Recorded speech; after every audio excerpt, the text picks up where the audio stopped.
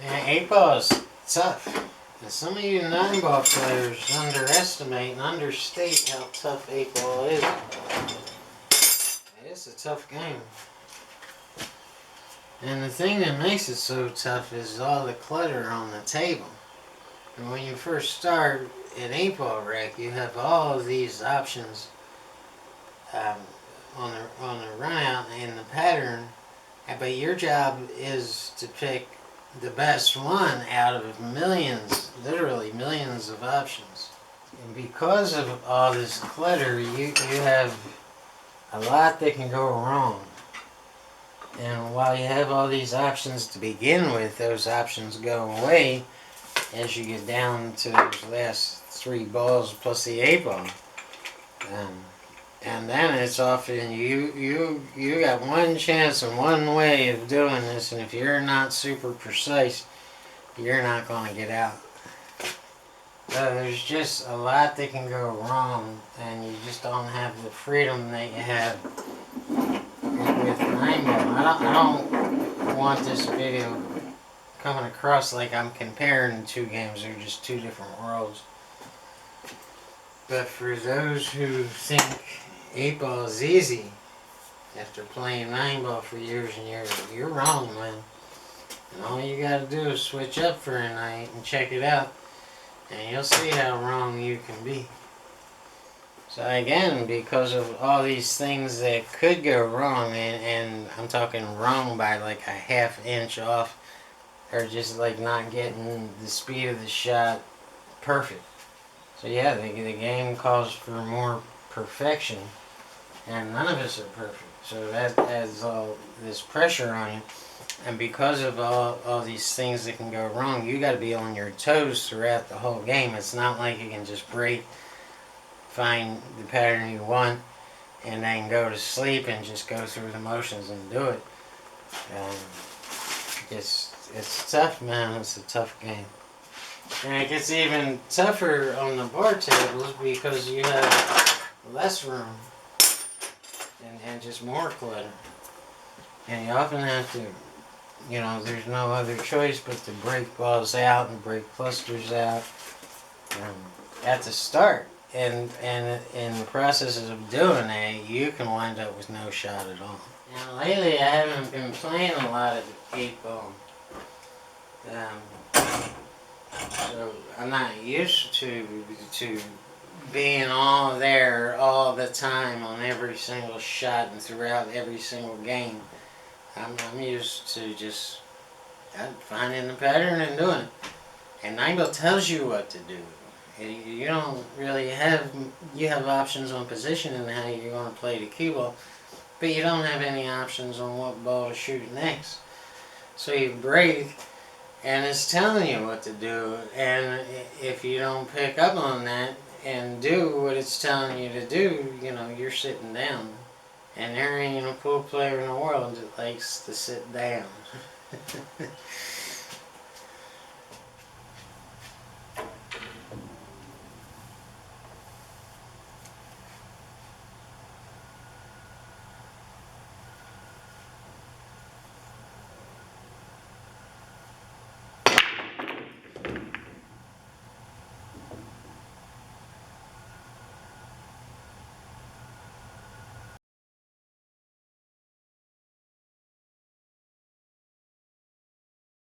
Yeah, there's nothing real good about that break. In fact, it was pretty bad, and I cut the cue ball loose. If at all possible, you want to leave the cue ball in the center of the table, but more on the top side of the table, on this side right here. Because if at all possible, you want to take care of the balls at the top part of the table before you work your way down table, because that's where you want to end, because that's where the 8-ball usually is. And the last thing you really want is to be moving that cue ball up table and down table and then back up table. You want to move the cue ball as little as humanly possible. Because the more you move it, the more trouble you're going to find yourself in, and the more chances of getting in trouble But that's easier said than done, and you'll see that I wind up moving this cue ball way too much on this game and taking some chances that I don't want to take. So you can see I made a stripe on the break with that 9 ball in the right hand side pocket, but it's not take what you make around these parts, so the table's still open until I actually make a ball. And I would take stripes here, but I don't want to start the game with a really difficult shot on that 13, and I'm not so sure I can gain the right position to shoot another stripe, and I could wind up in trouble, so I'm avoiding the stripes and I'm taking the solids. So now that we know that we're solids, let's take a look at the glaring problems on this table. And this 10 ball, the straight ball, being in the way of the 7 and the 8 is a real big problem here. So on this opening shot, things go a little bit awry. I'm trying to bump the 7 ball further to the right of the table. Because of where the balls are, I don't want to come back to this position on the table to shoot that 7. The problem is I put a little bit too much draw on it, and it hooked up a little bit too much, and I completely missed the 7 ball and go to the right hand side route. So now I have to play the rest of this game knowing, and it's nagging at me in the back of my head that I have to get back to this side of the 7 ball and find some kind of way to gain that position so I can shoot that 7 ball in the bottom right hand corner. So yeah, that's nagging at me. That's really bugging me through this game. So as we miss position, as I missed the bump on the first shot on the 7 ball to push it further to the right hand side of the table, I wind up in a position that's interesting. Another big problem with this rack is this kind of cluster of striped balls here.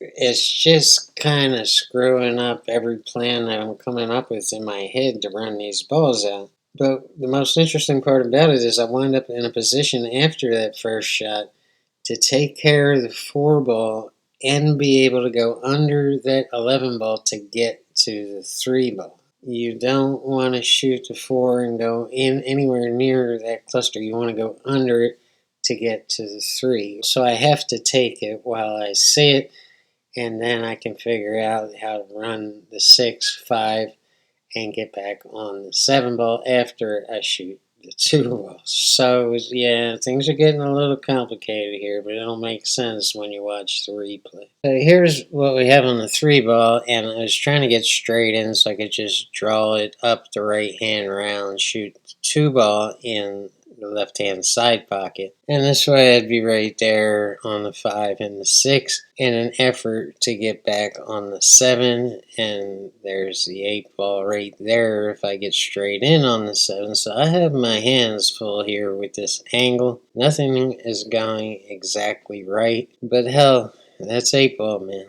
So because of this angle on the 3, I decided to shoot it in an order to get on the 2 ball for this bottom left hand corner pocket. In order to accomplish the position on that, I have to bump in. I have to use the 11 ball as a stopper. So that goes fine. I get the right position on the 6 in order to get to the 5 and to shoot the 5 in the same right hand corner pocket and draw it over to this side of the table for the right position on the 7 ball.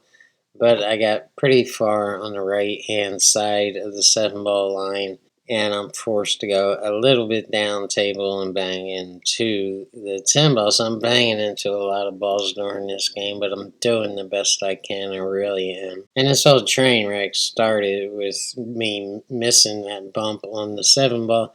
If I had succeeded in that, I had the whole rack planned, and in my head, everything was fine, but it just takes one little mishap like that to screw up the whole game. So after the bump on the 10, I don't have the easiest shot in the world on the 8 ball, but it's pretty much there. Any competent player should shoot it. Nobody wants to be a little bit out of line on the 8 ball. I would have much rather been straight in. But again, that's 8 ball. But this is a tough game.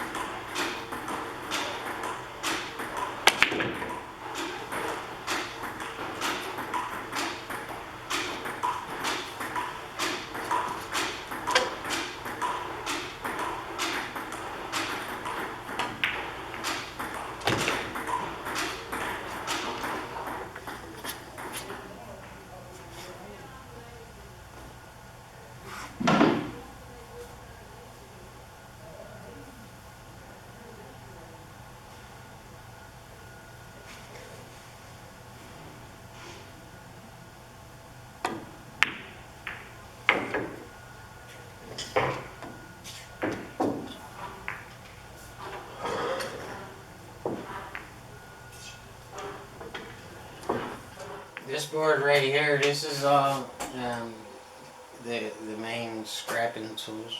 You know, for pulling refrigerators apart and all that cool stuff. They're tools, you know, scrappers use every day, and so you don't want to go through toolboxes full of tools. You want them right there, and also at the end of the day, you can tell what's missing, and you gotta go find it. When I first started repurposing, you know, when you're scrapping stuff, you come across a lot of stuff like this, and this was in a long edger. And the edger was broke, but the motor worked fine. So I was like, oh, I want to repurpose this, man. I'm gonna drill a hole in the desk and mount it underneath and put a belt on it and make something. just make something. There's some kind of tool or something to do something. And ever since day one, this was like one of the first items I scrapped. It's been sitting here. And I had the whole thing. Look, I hooked up a switch to it. And the motor's got like a ton of torque, man. But I don't know what to do with it. So if you ever get into repurposing, you should have an exact plan for what you're repurposing, or you're never going to do it. It's just going to be sitting here collecting dust. And I could pull the copper motor out of there and make a couple bucks, but I still want to do something with it. It's just too cool not to do something with it, but I don't know what to do with it.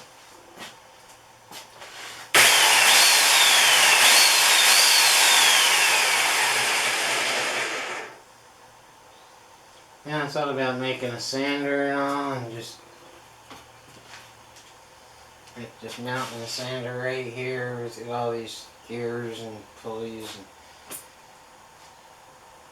And I got sanders all over this place, man. I don't need another sander. So there you go, the whining of a half-ass engineer. Scrapper Copperhead. Sorry.